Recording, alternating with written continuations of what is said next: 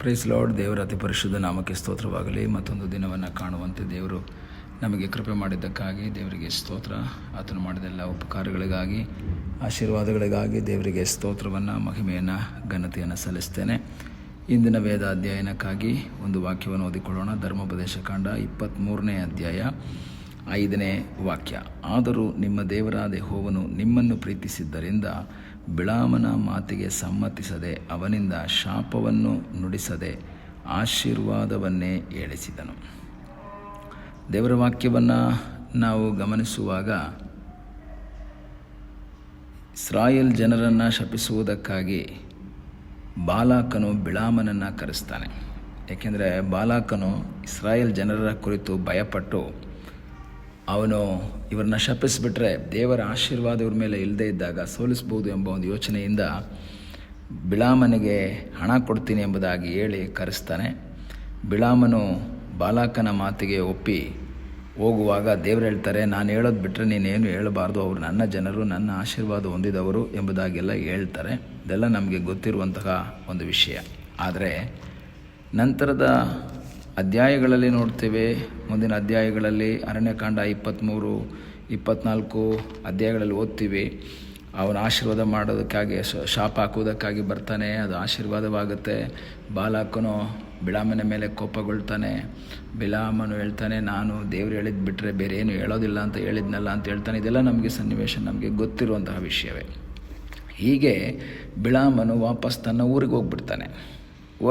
ಆದರೆ ಕೆಲವು ವರ್ಷಗಳ ನಂತರ ಮೋಶೆ ತನ್ನ ಮರಣಕ್ಕಿಂತ ಮುಂಚೆ ಇಸ್ರಾಯೇಲರ ಮಧ್ಯದಲ್ಲಿ ಉಪನ್ಯಾಸಗಳನ್ನು ಮಾಡ್ತಾನೆ. ಅಂದರೆ ಇಂದಿನ ದಿನಗಳನ್ನು ಮೆಲುಕು ಹಾಕುವಂತಹ ಒಂದು ಮಾತುಗಳು. ಧರ್ಮೋಪದೇಶ ಕಾಂಡದಲ್ಲಿ ಮುಖ್ಯವಾಗಿ ಮೋಶೆಯ 3 ಉಪನ್ಯಾಸಗಳನ್ನು ಕುರಿತು ನೋಡ್ತೇವೆ. ಜನರ ಸಂಗಡ ಮಾತಾಡ್ತಾನೆ. ಅಲ್ಲಿಂದ ಕರ್ಕೊಂಡು ಬಂದ ಸಮಯದಿಂದ ಇಲ್ಲಿವರೆಗೂ ಏನೇನು ನಡೀತು, ದೇವರ ಜನರೇ ನೀವು ಈ ಥರ ಇರಬೇಕು, ಹೀಗಿರಬೇಕು, ಈಗ ಮಾಡಬಾರ್ದು, ಇದು ಮಾಡಬೇಕು, ಈ ರೀತಿ ಉಪನ್ಯಾಸದ ಮೂಲಕ ಅವರಿಗೆ ಹೇಳ್ತಾ ಇರುವಂತಹ ಸನ್ನಿವೇಶಗಳನ್ನು ನಾವು ನೋಡ್ತೀವಿ. ಹೀಗೆ ಹೇಳ್ತಾ ಇರುವಾಗ 23ನೇ ಅಧ್ಯಾಯ, ಧರ್ಮೋಪದೇಶ ಕಂಡ 23ನೇ ಅಧ್ಯಾಯದಲ್ಲಿ ನಾವು ನೋಡಬೇಕಾದ್ರೆ ಅದರ 4ನೇ ವಾಕ್ಯದಲ್ಲಿ ನಾವು ನೋಡ್ತೇವೆ. ಯಾಕೆಂದರೆ ನೀವು ಐಗುಪ್ತ ದೇಶದಿಂದ ಬಂದಾಗ ಅಮ್ಮೋನ್ಯರು ಅನ್ನಪಾನಗಳನ್ನು ತಂದು ನಿಮ್ಮನ್ನು ಎದುರುಗೊಳ್ಳಲಿಲ್ಲ. ಮೋವಾಬ್ಯರು ನಿಮ್ಮನ್ನು ಶಪಿಸುವುದಕ್ಕಾಗಿ ಬೇಯೋರನ ಮಗನಾದ ಬಿಳಾಮನಿಗೆ ಹಣ ಕೊಟ್ಟು 2 ನದಿಗಳ ಮಧ್ಯದಲ್ಲಿರುವ ಅರಾಮಿನ ಪೆತೋರರಿಂದ ಅವರನ್ನು ಕರೆಸಿದರು. ಶಾಪ ಕೊಡುವುದಕ್ಕಾಗಿ ನೀವು ಇಸ್ರಾಯೇಲರ ಆಶೀರ್ವಾದ ಹೊಂದಿದಂಥ ಜನವಾಗಿದ್ದಿರಿ, ಆದರೆ ನಿಮಗೆ ಶಾಪ ಹಾಕುವುದಕ್ಕಾಗಿ ಬಿಳಾಮನನ್ನು ಬಾಲಾಕನು ಕರೆಸ್ತಾರೆ. ಆದರೆ ಇಲ್ಲಿ 5ನೇ ವಾಕ್ಯದಲ್ಲಿ ಓದ್ತೇವೆ, ಆದರೂ ಏನು ಆದರೂ ನಿಮ್ಮ ದೇವರಾದ ಯೆಹೋವನು, ಅವನು ಶಾಪ ಹಾಕುವುದಕ್ಕಾಗಿ ಕರೆಯಲ್ಪಟ್ಟಿದ್ದರೂ ಸಹ ನಿಮ್ಮ ದೇವರಾದ ಯೆಹೋವನು ನಿಮ್ಮನ್ನು ಪ್ರೀತಿಸಿದ್ದರಿಂದ, ನಿಮ್ಮ ಮೇಲೆ ದೇವರಿಗೆ ಪ್ರೀತಿ ಇದ್ದದ್ದರಿಂದ, ಅಥವಾ ನಿಮ್ಮನ್ನು ದೇವರು ಕಾನಾನ್ ದೇಶಕ್ಕೆ ತಲುಪಿಸಬೇಕೆಂಬ ಉದ್ದೇಶ ಇದ್ದದ್ದರಿಂದ ಬಿಳಾಮನ ಮಾತಿಗೆ ಸಮ್ಮತಿಸದೆ ಅವನಿಂದ ಶಾಪವನ್ನು ನುಡಿಸದೆ ಆಶೀರ್ವಾದವನ್ನೇ ಹೇಳಿಸಿದನು.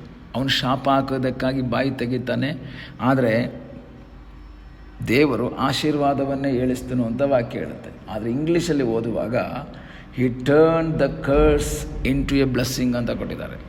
he turned the curse into a blessing. ಅದರ ಅರ್ಥ ಅವನು ಹೇಳಿದಂಥ ಶಾಪವನ್ನು ಆಶೀರ್ವಾದವಾಗಿ ದೇವರು ಕನ್ವರ್ಟ್ ಮಾಡಿದ್ರು, ಮಾರ್ಪಡಿಸಿದರು ಎಂಬುದಾಗಿ ನೋಡ್ತೇವೆ. ಪ್ರಿಯ ದೇವರ ಮಕ್ಕಳೇ, ಈ ಬೆಳಗಿನ ಸಮಯದಲ್ಲಿ ದೇವರ ವಾಕ್ಯದ ಆಧಾರದಲ್ಲಿ ನಾನು ಹೇಳುತ್ತೇನೆ, ನಮಗೆ ವಿರುದ್ಧವಾಗಿ ಮಾತಾಡುವಂತಹ ವ್ಯಕ್ತಿಗಳಿರಬಹುದು, ನಮಗೆ ವಿರುದ್ಧವಾಗಿ ಕಾರ್ಯ ಮಾಡುವಂಥ ವ್ಯಕ್ತಿಗಳಿರಬಹುದು. ಏನೇ ಆದರೂ ನಾವು ನಿರಾಶೆ ಪಡುವ ಅವಶ್ಯಕತೆ ಇಲ್ಲ, ನಾವು ಭಯಪಡುವಂಥ ಅವಶ್ಯಕತೆ ಇಲ್ಲ. ಅವರು ಏನೇ ಹೇಳಿದ್ರು, ಅವರು ಶಾಪ ಹಾಕಿದ್ರು, ಅವರು ನಮಗೆ ವಿರುದ್ಧವಾಗಿ ಮಾತಾಡಿದ್ರು, ನಾವು ಅವರ ಮೇಲೆ ಕೋಪಗೊಳ್ಳೋ ಅವಶ್ಯಕತೆ ಇಲ್ಲ. ನಾವು ದೇವರಲ್ಲಿ ಆಶ್ರಯಿಸಿ ದೇವರ ಚಿತ್ತಕ್ಕನುಸಾರವಾಗಿ, ದೇವರ ವಾಕ್ಯಕ್ಕನುಸಾರವಾಗಿ ಜೀವಿಸುವುದಕ್ಕೆ ನಾವು ಪ್ರಯತ್ನ ಮಾಡುವುದಾದರೆ ಅವರು ಹೇಳುವಂಥ ಶಾಪವನ್ನು ಕನ್ವರ್ಟ್ ಮಾಡುವಂತಹ, ಬದಲಾಯಿಸುವಂತಹ ಒಬ್ಬ ದೇವರು ನಮಗಾಗಿ ಜೀವಿಸ್ತಾ ಇದ್ದಾನೆ.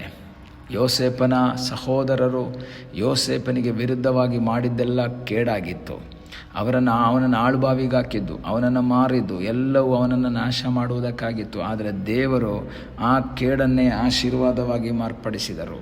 ಇಲ್ಲಿ ಇಸ್ರಾಯೇಲರಿಗೆ ವಿರುದ್ಧವಾಗಿ ಬಿಳಾಮನು ಹೇಳಿದಂಥ ಶಾಪವನ್ನು ಆಶೀರ್ವಾದವಾಗಿ ಕನ್ವರ್ಟ್ ಮಾಡಿದಂಥ ಒಬ್ಬ ದೇವರು ನಮಗಾಗಿ ಜೀವಿಸ್ತಾ ಇದ್ದಾನೆ. ಈಗಲೇ ಸಮಯದಲ್ಲಿ ಪ್ರಿಯ ದೇವರ ಮಕ್ಕಳೇ, ನಿಮಗೆ ವಿರುದ್ಧವಾಗಿ ಮಾತಾಡುವಂಥ ವ್ಯಕ್ತಿಗಳು ಅನೇಕರಿರಬಹುದು. ಆದರೆ ಅವರ ಕುರಿತು ನಿರಾಶೆ ಪಡಬಾರ್ದು, ಅವರನ್ನು ನೋಡಿ ಗುಣಗುಟ್ಟಬಾರ್ದು. ನೀವು ಅವರಿಗೆ ವಿರುದ್ಧವಾಗಿ ಶಾಪ ಹಾಕುವುದಕ್ಕೆ ಹೋಗಬಾರ್ದು. ಯಾಕೆಂದರೆ ಆ ಶಾಪವನ್ನು ನಿಮ್ಮನ್ನು ಪ್ರೀತಿಸಿದರೆ, ದೇವರು ನಿಮ್ಮನ್ನು ಪ್ರೀತಿ ಮಾಡಿದರೆ, ದೇವರ ಪ್ರೀತಿ ನಿಮ್ಮ ಮೇಲಿದ್ದರೆ ಆ ಶಾಪವನ್ನೇ ಆಶೀರ್ವಾದವಾಗಿ ಮಾರ್ಪಡಿಸುವಂತಹ ಒಬ್ಬ ದೇವರಿದ್ದಾನೆ. ಈ ದಿನಗಳಲ್ಲಿ ದೇವರ ಸನ್ನಿಧಿಯಲ್ಲಿ ಹೇಳೋಣ, ಸ್ವಾಮಿ, ನನ್ನ ಜೀವಿತದಲ್ಲಿ ನೀನು ಆಶೀರ್ವಾದ ಮಾಡುವುದಕ್ಕಾಗಿ ತೀರ್ಮಾನ ಮಾಡಿರುವಂತಹ ದೇವರಾಗಿರುವುದಕ್ಕಾಗಿ ಸ್ತೋತ್ರ. ನಿರಂತರವಾಗಿ ಆಶೀರ್ವಾದ ಹೊಂದಿಕೊಂಡು ಮುಂದೆ ಸಾಗುವಂತೆ ದೇವರು ನಮಗೆ ಸಹಾಯ ಮಾಡಲಿ. ಹೌದು, ದೇವರು ನಮ್ಮ ಮೇಲೆ ಪ್ರೀತಿ ಇಟ್ಟಿದ್ದರೆ ಅದು ನಮ್ಮ ಜೀವಿತದಲ್ಲಿ ಆಶೀರ್ವಾದವಾಗಿ ಮಾರ್ಪಡುತ್ತೆ. ಕಣ್ಣುಗಳನ್ನ ಮುಚ್ಚೋಣ, ದೇವರ ಸನ್ನಿಧಿಯಲ್ಲಿ ಪ್ರಾರ್ಥನೆ ಮಾಡೋಣ. ನಮ್ಮನ್ನು ಬಹಳವಾಗಿ ಪ್ರೀತಿ ಮಾಡುವ ಪರಲೋಕದ ತಂದೆಯಾದ ದೇವರೇ, ಈ ಸಮಯದಲ್ಲಿ ಮತ್ತೊಂದು ಆವರ್ತಿ ನಮ್ಮನ್ನು ನಿನ್ನ ಪಾದಗಳಿಗೆ ಒಪ್ಪಿಸ್ತೇವೆ. ತಲೆಬಾಗಿರುವಂಥ ನಿನ್ನ ಮಕ್ಕಳನ್ನು ಆಶೀರ್ವಾದ ಮಾಡಪ್ಪ. ಅವರಿಗೆ ವಿರುದ್ಧವಾಗಿ ಮಾತಾಡುವಂಥ ವ್ಯಕ್ತಿಗಳಿರಬಹುದು, ವಿರುದ್ಧವಾಗಿ ಕಾರ್ಯ ಮಾಡುವಂಥ ವ್ಯಕ್ತಿಗಳಿರಬಹುದು. ಆದರೆ ದೇವರೇ, ಅದನ್ನೇ ಆಶೀರ್ವಾದವಾಗಿ ಮಾರ್ಪಡಿಸುವಂತಹ ಸರ್ವಶಕ್ತನಾದ ದೇವರು ನೀನು ಅವರ ಸಂಗಡ ಇರುವುದಕ್ಕಾಗಿ ಸ್ತೋತ್ರ. ನಿಮ್ಮ ಪ್ರೀತಿ ಅವರ ಮೇಲಿರಲಿ ಸ್ವಾಮಿ. ನಿನ್ನನ್ನು ಪ್ರೀತಿಸುವಂಥ ಒಂದು ಮನಸ್ಸು ದೇವರೇ ನಿನ್ನ ಮಕ್ಕಳಾದ ನಮ್ಮೆಲ್ಲರಿಗೂ ಕೊಡಪ್ಪ. ನೀನು ನಮ್ಮನ್ನು ಪ್ರೀತಿಸುವಾಗ, ನಾವು ನಿಮ್ಮನ್ನು ಪ್ರೀತಿಸುವಾಗ ಎಲ್ಲವೂ ಅನುಕೂಲವಾಗಿ ಮಾರ್ಪಡಿಸುವ ಸರ್ವಶಕ್ತನಾದ ದೇವರು ನಮ್ಮ ಸಂಗಡ ಇರುವುದಕ್ಕಾಗಿ ನಿನಗೆ ಸ್ತೋತ್ರ. ಪ್ರಾರ್ಥನೆಯನ್ನು ಕೇಳೋದಕ್ಕಾಗಿ ಸ್ತೋತ್ರ. ಯೇಸುವಿನ ಮುದ್ದಾದ ಹೆಸರಿನಲ್ಲಿ ಬೇಡಿಕೊಳ್ಳುತ್ತೇವೆ ನಮ್ಮ ಪ್ರೀತಿಯ ತಂದೆಯೇ. ಆಮೇನ್. God bless you.